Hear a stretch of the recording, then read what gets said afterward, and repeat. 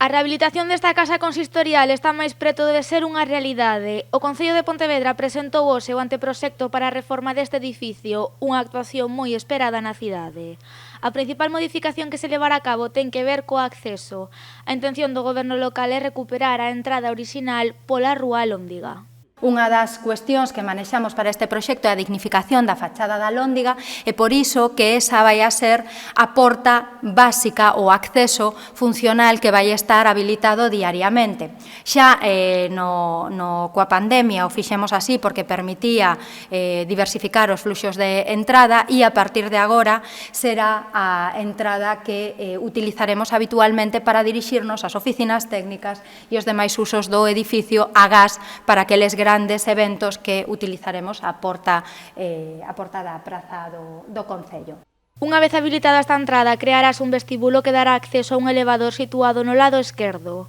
Aquí instalarase tamén un aseo accesible e unha sala de lactancia. En canto á primeira planta, esta dividirase en 3 franxas.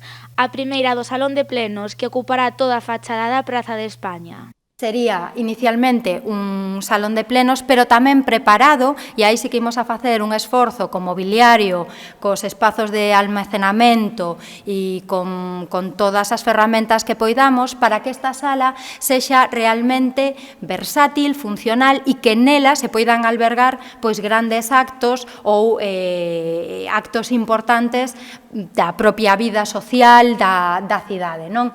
No lado oposto ao Salón de Plenos estará o despacho do alcalde, un espazo onde se acollerán as recepcións institucionais. Entendíamos que para as recepcións institucionais e para diversos actos que teñen moita importancia na vida municipal precisábamos un espazo á altura das circunstancias. Por último, esta primeira planta terá un espazo de almacenaxe e unha sala de espera.